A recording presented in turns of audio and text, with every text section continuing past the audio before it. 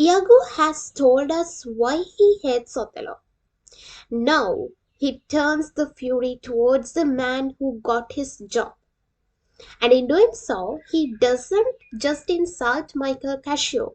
He lays bare a deep cultural war inside the military and reveals the exact nature of the position he will use to destroy Othello's world. Welcome back to LitLoom. We are logged in with Iago's rant.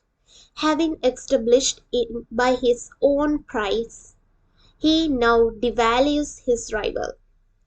This next part, the lines 18 to 34, is one of the most concentrated doses of professional contempt and classist bile in Shakespeare. It's not just jealousy, it's a philosophy of hate. Let's just break it down.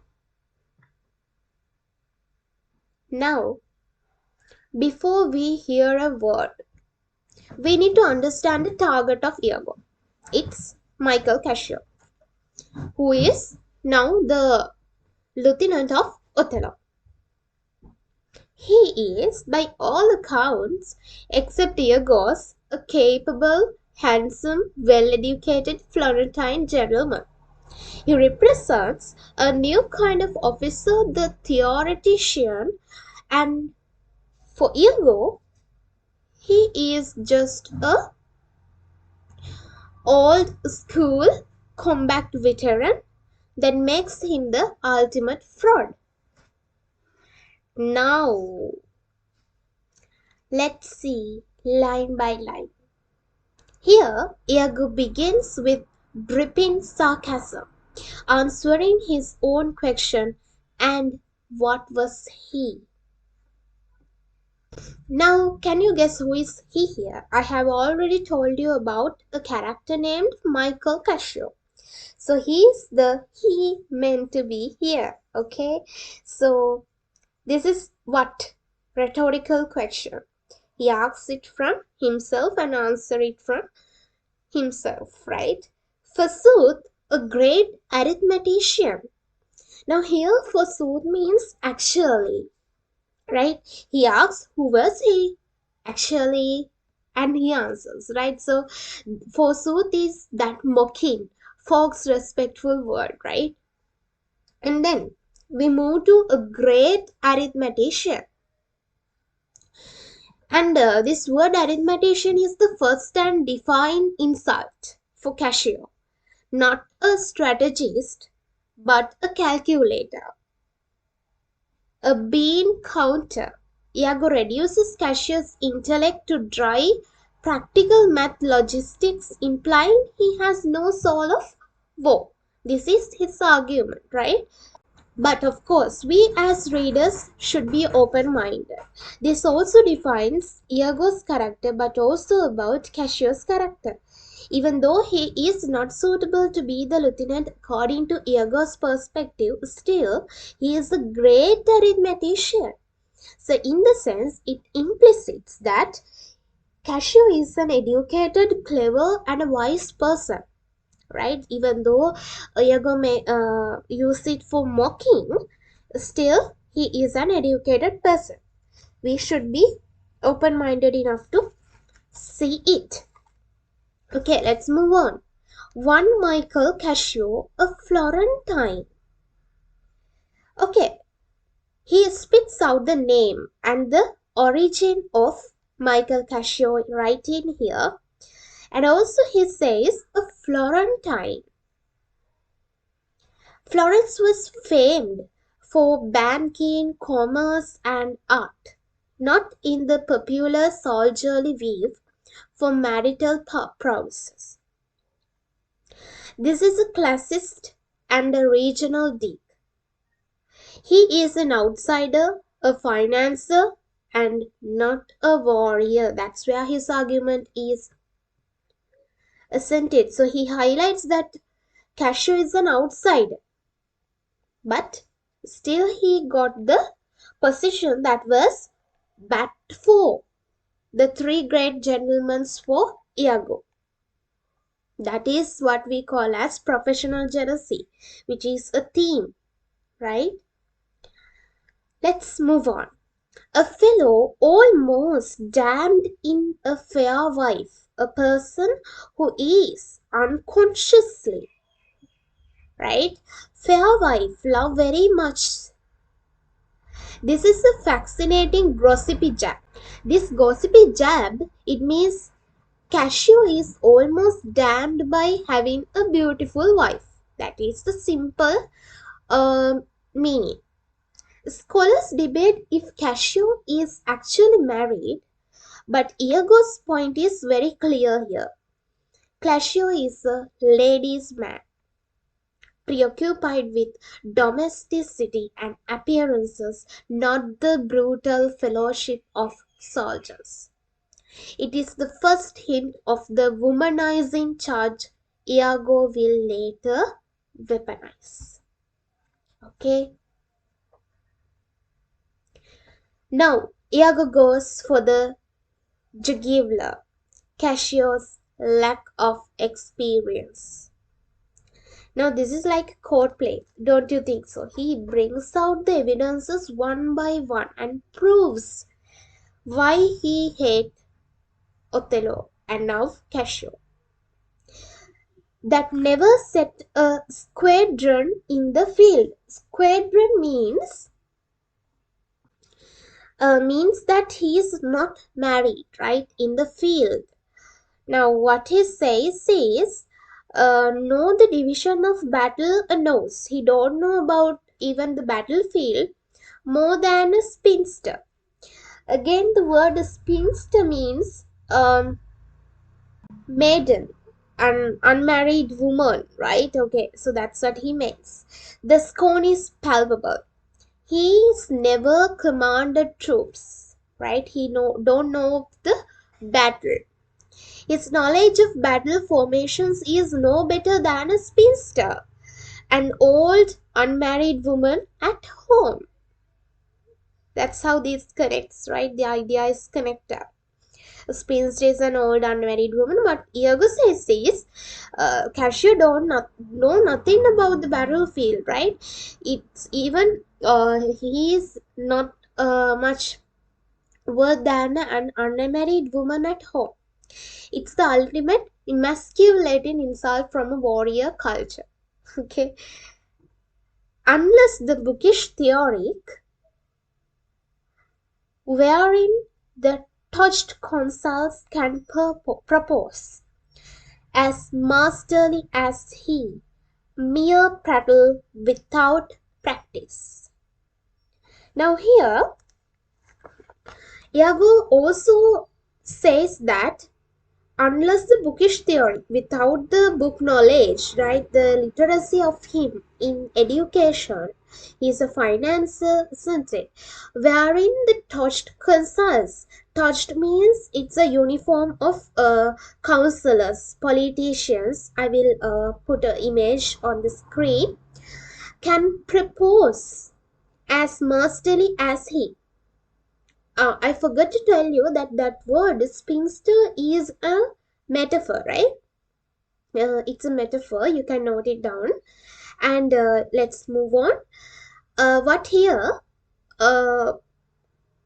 Iago brings out how unexperienced Cassio is. Right now, as I told you, these touched consuls are robbed politicians, civilians, and here Iago says even they can debate war as well as Cassio, because both of them don't know about nothing on the battlefield.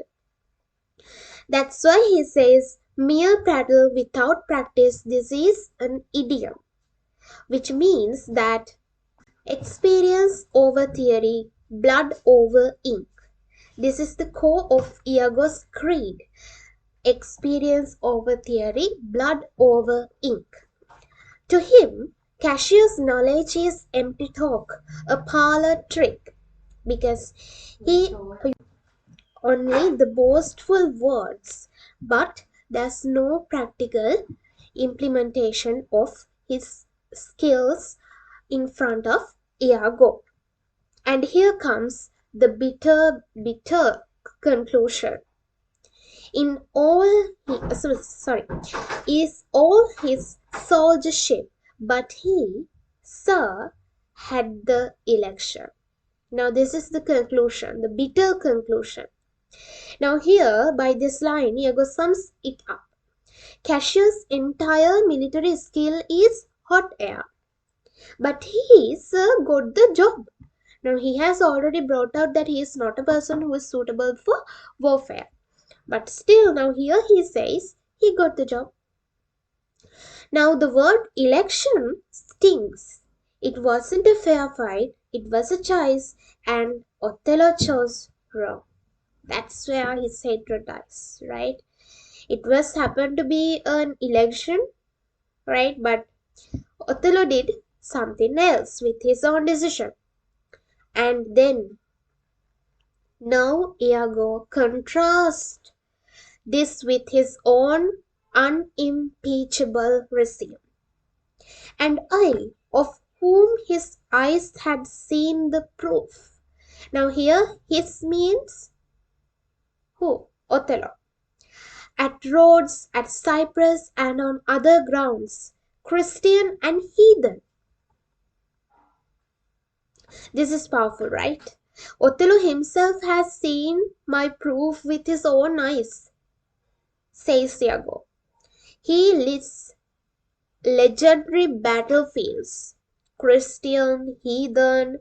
Okay, Christian means the people who believe, and heathen means people who don't believe, right? Battlefields, right? And at Rhodes, at Cyprus, he lists out the legendary battlefield, and he fought everywhere against all comers. His resume is written in blood and sand, not ink and parchment. It's unarguable. What do you think? Leave a comment. Must be led and calmed by debitor and creditor, this countercaster. Countercaster means the person who appear before someone, right? So in this point, it's Cassio who appear in front of Iago, right? And the injustice. I must be the lead and the calmed. Sailed past, left dead in the water with no wind. But what? By a debitor and a creditor. A countercaster. What happened? Cassio, who was a debitor and a creditor, come in front of Iago, the person who was in the battlefield. These are his ultimate insults for Cassio. A countercaster is, as I told you, someone who casts up accounts on a counter, a shopkeeper, a bookkeeper. Iago, the battle-hardened veteran, was passed over for a glorified clerk, according to him. And then he reaches his furious, sarcastic crescendo. He, in good time, must his lieutenant be. And I, God bless the mark, his Moorship's ancient. Okay, so in good time, he spits. Oh, naturally, of course he must be lieutenant. And then the wounded cried. And I, the pose is full of rage. God bless the mark. With a profane exclamation of disgust, am only his Moorship's ancient. Now here ancient means sign, his flag bearer, and the sneering title Moorship mocks Othello's dignity as his Moorships. Okay? His resentment now explicitly ties Othello's race to the unjust decision. Here, Moor is actually a person with a African Islamic identity. Now here he brings out ethnic identity to the topic, race, right? Discrimination, color discrimination, otherness, everything is brought down. Okay, so this also highlights the themes of this context, right? However, this isn't just venting. This speech is strategic.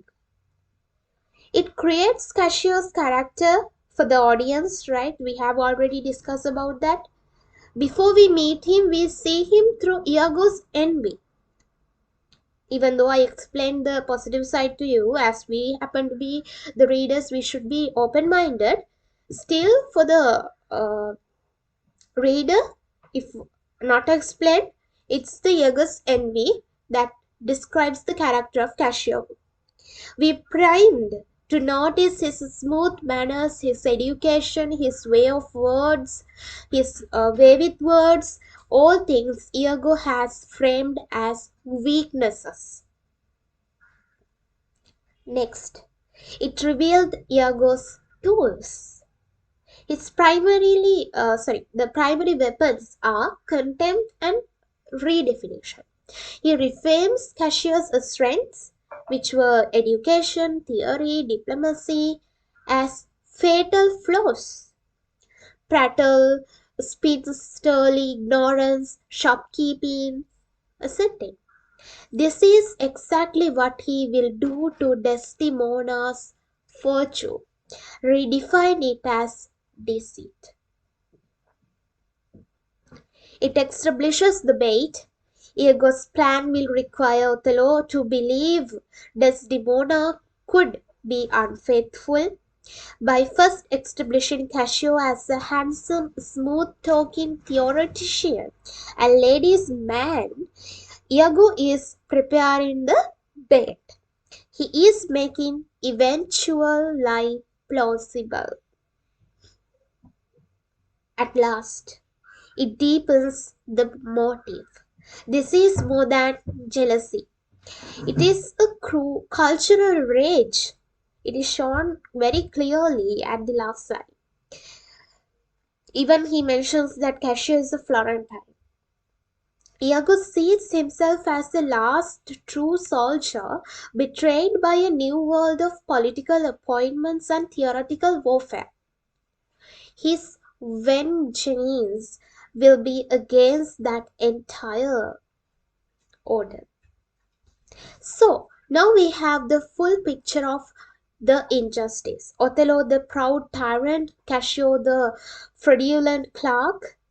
Iago has built his case, but a case needs a verdict, and a verdict requires action. In our very next segment, the shift is seismic. Iago stops telling us what he feels and starts telling us what he will do. He will utter the most famous line of self-definition in villainy, I am not what I am, and unveil a plot of breathtaking duplicity. The rant is over. The conspiracy begins now. If you are seeing how Shakespeare builds this villain piece by piece, please like and subscribe. It fuels this entire clause read. Let me know in the comments, do you think Iago's contempt for Cassio is justified? Or is it the bitter envy of a man being left behind by charge? Thanks for watching. Remember, the most dangerous lies are the ones we tell ourselves first.